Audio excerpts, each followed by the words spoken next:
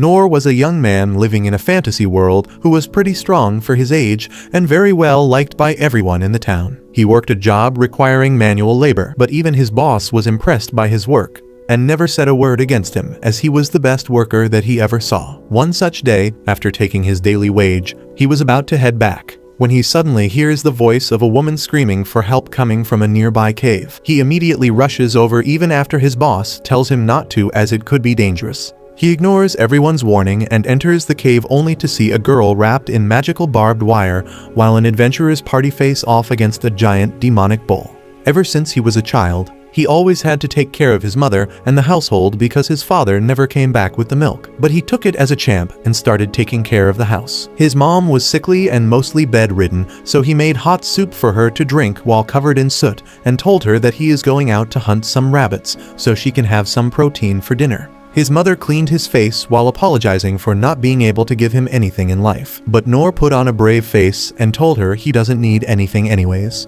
Later that night, he prepares a hearty rabbit stew for his mom, but when he comes back to feed her, she has already passed away from this world. Now poor Noor had no one to call family in this world, as he buried his mother outside the house, but decided that he can't be weak and cry. He started living alone, tending to the garden, catching game, and taking care of the farm animals, and studied inside his room after thoroughly cleaning it. He trained his body by catching wild fish, carrying heavy loads on the mountains, and eating lots of protein every day. One night, due to loneliness, he climbs on top of a chair and takes out an old dusty storybook and starts reading it. This takes him way back, as he remembers the time when his family was whole, and his father would tell him the tales about mighty adventurers who fought colossal dragons, learnt magic from wizards, lifted curses in the haunted forest, and fought against an army of elves. These stories always fascinated him, as his father would tell him that the duty of an adventurer is to protect the weak people and make sure they are never hurt.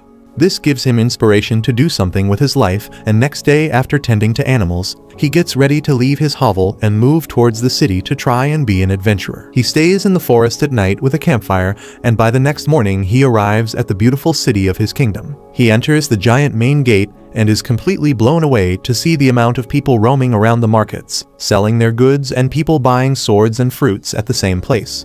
While walking, he notices a man with a sword and decides to follow him, which leads him to the Adventurers Guild. He enters the establishment to find a big burly man at the reception instead of a thick furry girl. Disappointed, he tells the man that he is here to be an adventurer, but the man brushes him off by saying that this is no place for kids and he should think about his parents. Noor replies that his parents are dead, which catches the fatty's attention, and he tells him to drop by the training school first. Noor seems confused, but Fatty tells him that to join a guild, he needs to pick a school, go through basic training, pick his class and skills, and only after graduating can he become an adventurer. Noor is happy for the information and excitedly heads over to a school, with the aim to become the strongest swordsman. He enrolls and starts training in the way of sword. But even after several weeks, while every other student starts awakening their magical potential, Noor still says without any magical abilities. He keeps practicing and several months pass by, after which the instructor tells him that he doesn't have the talent and is wasting his time here. He tells him to join a different school, as he is definitely not fit to be a swordsman. Noor doesn't give up and finds the school and decides to train as a warrior. He starts training under a big fat redhead, but even after going through intense training for several months, the redhead tells him that he doesn't have the talent for it, as all he has learnt is how to parry attacks.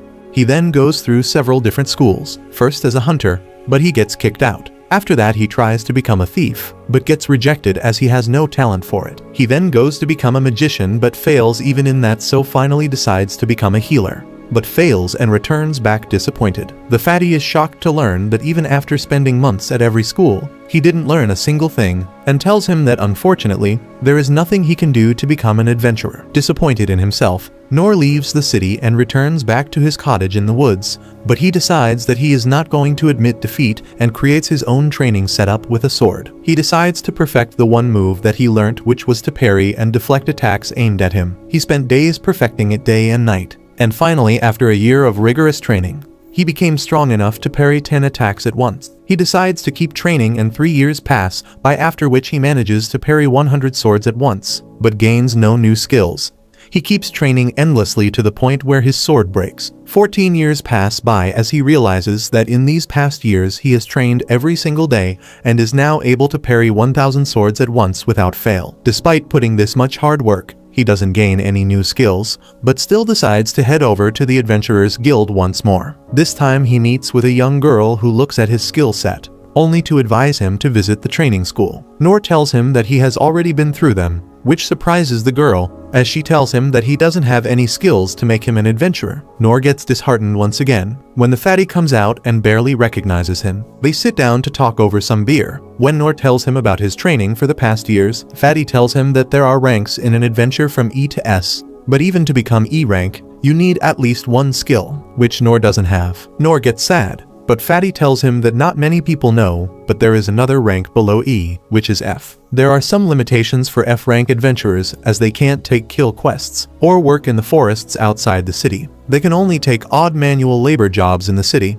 but no one would really want to do that. To his surprise, Nor immediately accepts and finally gets his adventurer's license. He starts doing odd jobs around the city like carrying heavy loads, finding lost cats, and keeps training every single night. He also takes nursing jobs and takes care of old people by cooking for them. While doing all this, he keeps training and seems to be happy working as an adventurer who can actually help people. Finally, we come back to the present where the giant bull walks towards the adventurers and smashes the leader with his axe, who flies into the wall. Nor quickly checks him, only to find out that he is dead. He looks back to see the other guys getting skewered by the bull as he kills every single person in the area effortlessly. Before moving his eyes onto the white-haired girl, Nor's body immediately jumps into action as he throws a rock at him and diverts the attention before running away. The monster chases him with surprising quickness, and Nor realizes that he can't run away. So he turns around and parries the bull's attack. To his surprise, the parry was so strong that the bull gets blasted into the wall. It immediately recovers and jumps through the dust to attack Nor,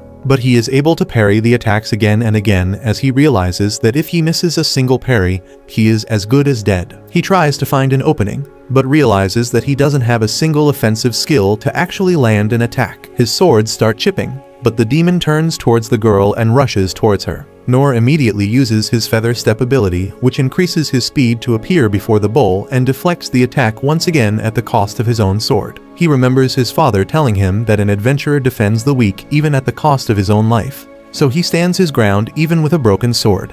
And this time when the monster attacks, Nor parries with all his might, which deflects the axe so much that it bounces back and chops the head of the bull cleanly before getting stuck in the rocks. The girl is utterly shocked as blood splatters all around the area, but the magical jabber wire disappears from her body. He falls to the ground, looking at his sword which shatters and jabber how close of a call it was. The girl immediately thanks him for saving her life, and jabber his name. But Nor replies that his name isn't worth remembering and walks back outside. He walks through the streets, thinking about how he almost got killed by a giant cow, and realizes that he needs to train even ointment if he gibber to truly become an adventurer who can protect people. After Nor was gone, the dungeon gets filled with the white-haired woman's guards as she turns out to be Lynn Clay of a noble family. Her personal guard arrives and watches the dead Minotaur being inspected by the scientists, while Clay's guards lay dead on the ground covered by a white cloth. She immediately apologizes for not being here for her protection, but she tells him not to worry about it as it wasn't her fault. A little while later, another man named Dar enters and asks whether she is fine and details about what happened here. The news about the attack reaches her brother Ray, who is completely shocked to find out that her sister was attacked by such a monster. He asks Dar whether he has any idea what a Minotaur was doing on the surface when it is supposed to stay in the innermost depths of the dungeons. Dar bows down and answers that this was definitely an assassination attempt as they found out that the ring Lin recently bought from a merchant. He claims that the ring got tested by a magician and he revealed that it had a monostone of 90% purity, which is extremely hard to find. And that was the reason why the Minotaur attacked her group. Ray still seems unclear as he doesn't understand why a Minotaur would want a manastone. But Dar reveals that he believes the Manastone was cursed by the neighboring enemy kingdom of Derry, who is known for practicing dark magic. Ray agrees with this assumption as lately Derry's army has been harassing them on the outskirts, and now such a brazen attack on Lin without even trying to hide it proves that they want a war. Ray then asks Dar about the man who saved Lin's life, But Dar claims that they know nothing about the man, apart from the fact that he killed the Minotaur with his broadsword in a matter of minutes, but escaped quickly afterwards without even telling his name to Lin. The next morning, Nor goes into the guild, as if nothing happened, when the fatty immediately walks up to him, asking if he is fine. Nor seems confused, so Fatty explains that last night, a deadly monster emerged in the caves near his construction site, and that's why he was worried. Nor has no idea that Fatty is talking about the Minotaur that he killed last night, as he thought it must be a low-level cow monster since he managed to defeat it. The fatty tells Nor that he is lucky that he left beforehand, because even a ranked adventurer like him couldn't have done anything against such a strong beast. Nor wipes the dirt from his face and wonders what kind of monster could it be that even a ranked adventurer is scared of it, and then thanks the god that he only faced off against a giant cow. Nor asks what happened to the monster, and Fatty replies that some mystery man ended up killing the beast in a single blow, which really shocks Nor as he wonders how strong that man must be to kill such a monster, not realizing that he is the man Fatty is talking about. Later, Fatty gives him his pay for the day, but tells him to get a real job as well, otherwise he won't be able to earn much.